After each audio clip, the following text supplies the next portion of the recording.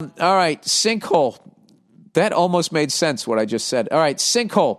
Hey, Bill, did you hear about this guy? Man falls into pit filled with rats after sinkhole opens on New York City sidewalk. Oh, my God.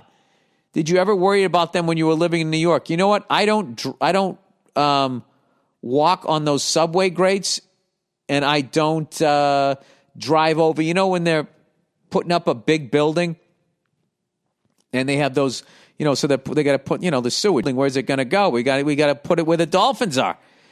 So they always, they got to do some work under the street. So, when they're in the process of building that stuff, connecting it up to the sewer line or whatever, they'll have a hole, and then they'll have that giant metal grate that they put. I won't drive my car over that if I can avoid it. And if I can't, then, I do what I can. Oh, my God. That hole is so small. What in the fuck? One man will have nightmare fuel to last him a lifetime after a New York City sidewalk opened up beneath his feet, plunging him into an underground vault filled with rats. Dirty, furry, scrabbling, hungry rats. Oh, my God. That's like some Indiana Jones shit. Wait a second. You guys want to hear this? This is way more interesting than I'll ever be. Hold on a second. Let's get back to the beginning of this video. Police say the victim was transported to St. Barnabas Hospital in stable... Oh, forget it. I thought they were talking to the guy. He was in stable condition. The horrifying incident happened on Saturday, October 24th, near a bus stop in the Bronx. Surveillance video shows Leonard, 33, was waiting at the stop when a sinkhole opened beneath him, dropping him 3.7 meters to 4.6. Okay, that's 12 to 15 feet down into a rat's lair. It's like he didn't break his legs on that fall. In other news, 2 murder hornet queens captured in Washington state sting. What in the that's really clever writing there. He went down feet first. His mother, Cindy White, told NBC he was just standing and the sidewalk it was like a suction, like a sinkhole. He just went down. Shoulders, face scraped the concrete as he fell, and he hurt his leg and arm on the way down, his brother told CBS New York. But that wasn't the worst of it. Shoulders found himself alone in the dark with the teeming horde of vermin, unable to escape or call for help. He ultimately spent 30 minutes in the chamber with the rats. Rats crawling on him. He can't move. It was so bad, his brother said. He didn't want to yell because he was afraid there were going to be rats inside his mouth. Oh, my God. Bystanders called for help, but it took some time for the firefighters to pull Shoulders. Oh, he didn't scrape his shoulders. Shoulders is his name. I thought he was saying he scraped his shoulders. His name is Shoulders. Shoulders' face scraped the concrete. I guess shoulders were okay. One witness said he looked in the hole and the guy was only moving his hands.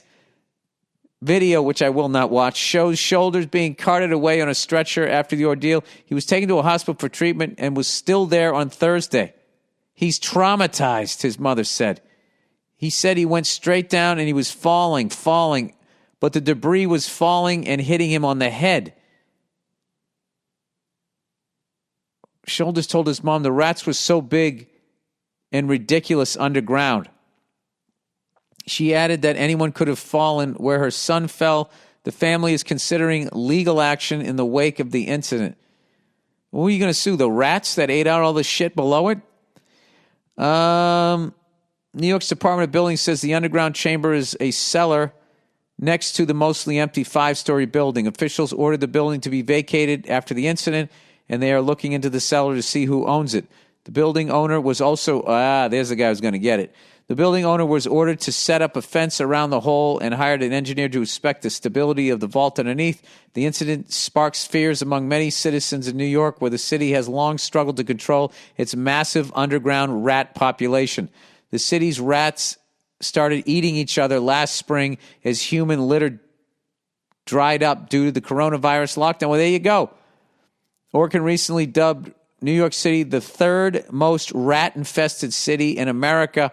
Oh, no. After first place, Chicago. My kind of town. Chicago. Of course they are. You know they're eating good in Chicago. Fucking best steaks in the world. And second place, Los Angeles. Jesus Christ. I moved away from Massachusetts to the two most rat-infested, the first and third most rat-infested cities in America. That's what I did. Holy shit. Oh, my God. Oh, my God. I mean, what kind of shots do you give that guy? I'll tell you, if he survives that, the way his immune system's going to be, he could fucking... That guy could cure corona. Just walk up, grab it by its throat, and fucking stuff it back up a bat's ass, whatever you got to do to get rid of it. All right. Plowing ahead here. All right. Top 5 dumb questions for employees. All right. This is the... oh, my God. This is like blowing up here. We got medicine. We got a nurse. We got a park ranger. And we got a funeral director. Oh, boy. Dear Bill, the out-of-touch mob boss Burr. Oh, thank you for watching. That was a sketch I did on SNL, which I still can't believe I got to do. By the way, did you see that first sketch last night Dave did about Aunt Jemima, Uncle Ben, the State Farm guy?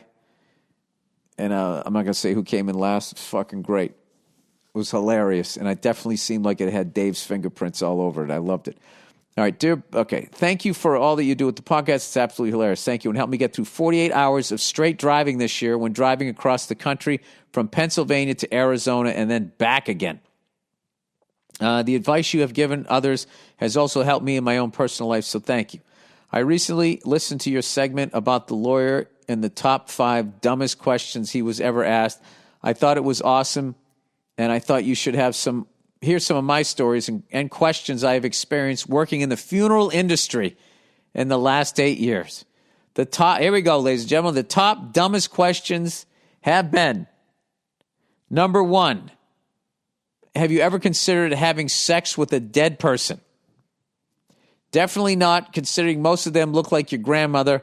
I get this question a lot. Maybe it is a fair question, but I think 99% of most people already know the answer to this question, and it's completely absurd. And also, if you were, you wouldn't fucking answer the question. Oh, my God. Jesus, I just visualized that. Wah!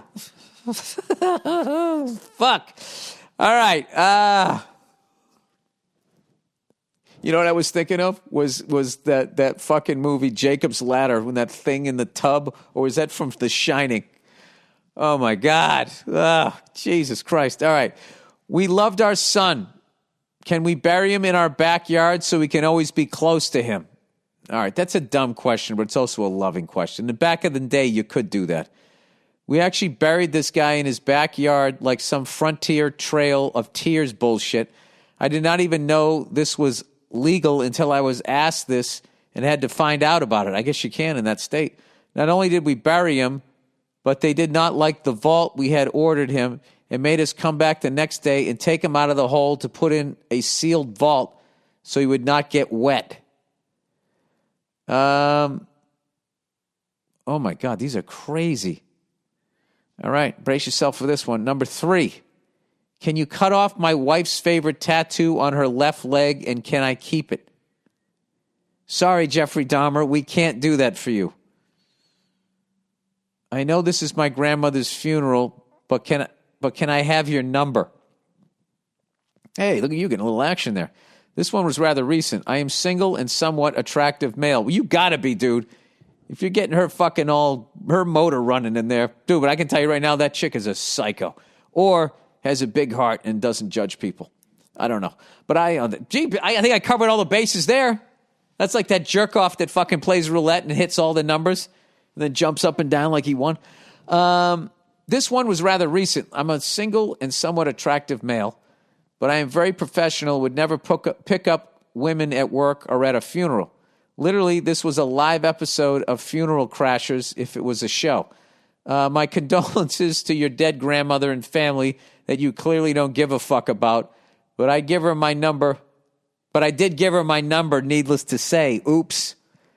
Yeah, what the fuck? She's probably some freak that wants to fuck in a coffin. Watch, that'll be the third date. This this one was a comment I received from a holy man from a Southwest Asian culture. A holy man of his religion came up to me and said, I only have one prayer to say during today's service. I said, okay. Oh, okay, great. Not a problem. Yes, it's 3 hours long. I was stunned and stared at him in silence, only to find out he was serious. I have tons of other stories I would love to tell you if you find what I wrote interesting. I absolutely did, and I am sure myself as well as other funeral professionals have tons of craziness that they can write in and tell you about. Every troll in the public wants to be a funeral director and do my job until we are called out at 3 a.m. to remove a decomposed body in a shithole house. I don't think everybody wants to be a funeral director. I hope you and your family stay healthy and safe. That's so creepy to hear that. Yeah, I don't want to see you, buddy, during this. Yeah, let me hear from the funeral directors. I want to hear some more stories of fucking weirdos in the funeral home.